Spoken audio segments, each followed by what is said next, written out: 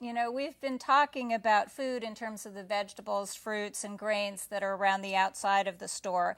Of course, you know that some people get all of their nutrition from vegetarian and vegan sources. Our community spotlight this month will show us the differences and explain the reasons behind this growing trend.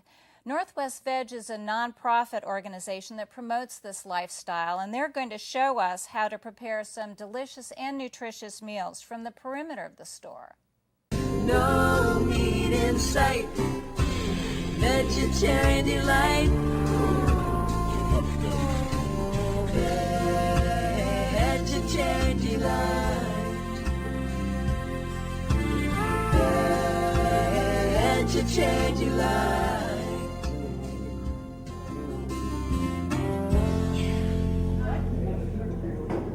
Tonight we're here at the Northwest Veg Potluck, and this is an event that happens weekly, monthly. Can you tell me about that? We have a couple of potlucks. We have one down in Portland that's happens on the third Sunday of every month, and then this one up in Vancouver that's on the last Thursday of the month. It's an opportunity for people who are, maybe they're interested in this, they're just not sure about vegetarian diets.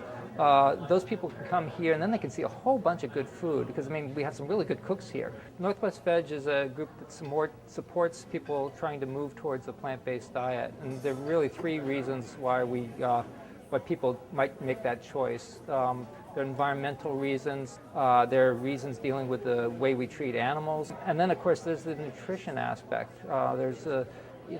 Generally, although you can eat a stupid vegetarian diet, generally vegetarian diets tend to be healthier. You have less fat, you have more fiber. All the nutritionists say you should be eating whole grains, lots of fiber, lots of foods like that for, various reasons. Reduce chance of heart disease, reduce chance of diabetes. Certain cancers are related to the diets that you have. That's, if you're trying to avoid those sorts of things, a vegetarian diet is something that really generally helps a lot. Peter, can you tell me a little bit about the differences between vegan and vegetarian? Well, there's some terms we use to sort of put people into classifications, but there's really a whole continuum for people. Vegans are ones who do not eat any animal products. Vegetarians do not eat any slaughter products. So a vegetarian will could eat, for instance, cheese and eggs and things like that, but they wouldn't eat meat, they wouldn't eat chicken, they wouldn't eat fish. There are a lot of people who call themselves vegetarians who eat fish, but if you're using the literal definition of not eating slaughter products, that's usually what most people refer to vegetarian, to someone who will not eat anything that was alive at some point. There are people who are vegan strictly for dietary reasons. The people who are interested in nutrition, for instance, that would be the only thing that they'd want to cut the animal products out of their diet, but they wouldn't necessarily care about the animal products that they're using for other things. But there are a lot of people who really are into trying to reduce their impact overall. The environmental and the way we treat animals, those are things that affect more than just diet. So you could have people who are really interested in vegan lifestyle. So you can have a vegan diet, and you can have a vegan lifestyle. Oh, every single reason. I don't think there's a reason not to be. The environment, one thing, animals, and health. I just don't see a reason to justify not being there. I discovered Northwest Veg through a bunch of trade shows. They always had a little booth there, and I would go and take some literature to pass out to my friends. And it was actually at Veg Fest that I found out, they have potlucks. So, this pretty much speaks for itself. It's been an educational experience and a good chance to get recipes that I can try at home, taste the food. The presentations are very interesting, especially for me, I'm kind of new to vegetarian and vegan eating. So I've enjoyed that in a cooking demonstration. They have a talk or a cooking demonstration or some sort of a discussion at each of these things too. So it's good food and it's also good knowledge.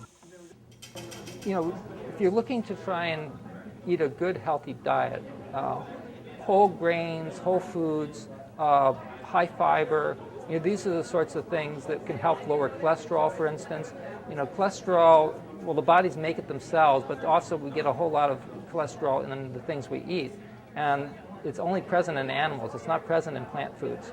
A lot of the fats that are present in animals, saturated fats, they're ones that are, lead to potential problems like intestinal cancers and so on, have been tied to animal fats.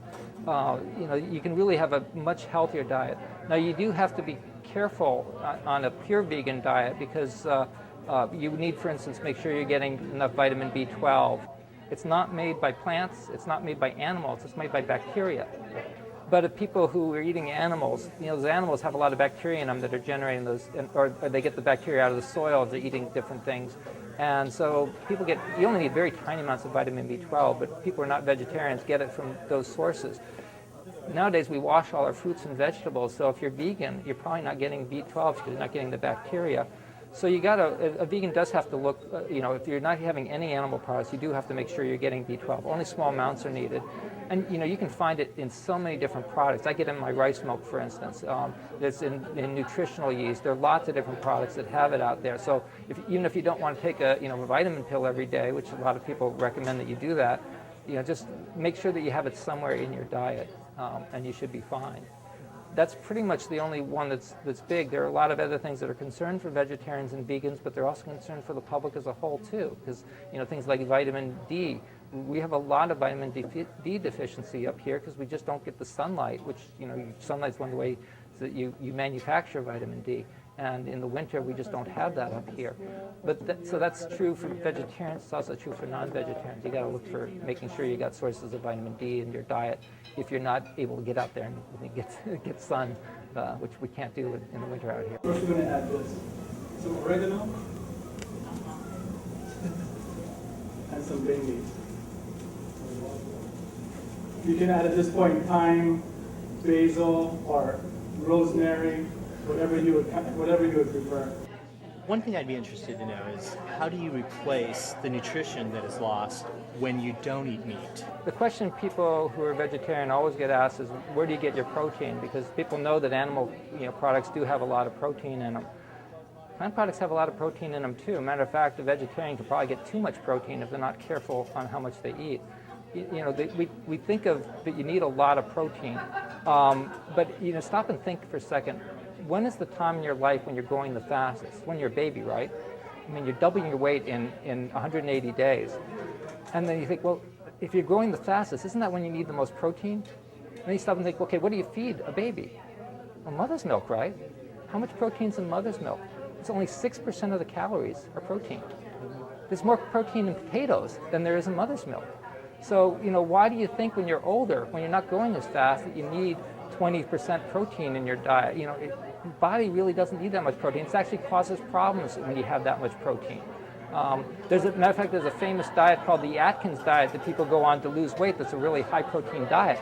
And I think the reason why the Atkins diet works is it actually makes you a little sick because your body has to really do a lot to digest the proteins.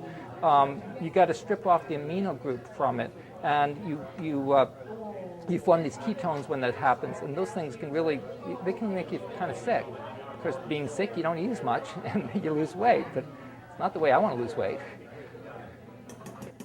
The environmental aspects, when you're growing food, if you can eat the food directly, the plants directly, that's a whole lot more efficient than going and eating, feeding that food to animals and then eating the animals. It's on the order of like 10 calories in for every calorie you get out when you're feeding to, like, say, beef cattle or something like that. So, if you're talking about efficiency, you're talking about sustainability. You just can't sustain a large population on meat. I mean, the whole world would not be able to eat like we do here in the United States if everybody were eating the sort of meat consumption that we have here. Milk and cheese, you don't involve slaughtering animals, but you certainly involve, in many cases, keeping animals in pretty horrible conditions. And then on top of that, you have as much global warming problems coming out of milk and cheese as you do out of the beef itself, because it's cows in both cases. They need to be fed a whole lot of food to produce that milk, and they produce methane. They belch methane, which is a really powerful greenhouse gas. The Food and Agriculture Organization found that worldwide that the livestock industry is responsible for 18% of the total greenhouse gases. 18%. I mean, that is more than transportation. That is more than all the cars, ships, boats, trains. It's on a worldwide basis. It's not true here in the United States, but on a worldwide basis, it's huge. And you know, if you're trying to cut your greenhouse gas production, you know, you're trying to live sustainably in that way, you can't do it without looking at your diet. You know, the car you drive is probably less important than the food you eat as far as cutting greenhouse gases.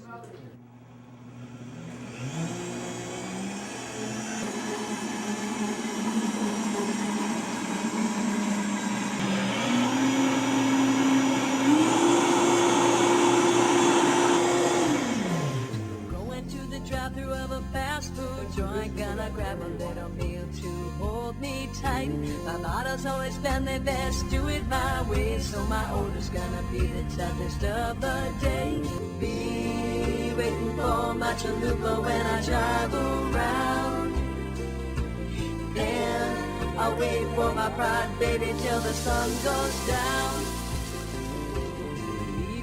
Burger's gonna be just right. Looking forward to a little vegetarian delight. Cows butt on. Peter, thank you for inviting us down to Northwest Veg tonight in this special event. Yeah, thank you very much. Brian, wonderful demonstration. Thank you for sharing that lovely food with us. Thank you. I'm glad you enjoyed it. Thank you. Well, I'm Eugene Dendas, bringing you the tools to be sustainable today.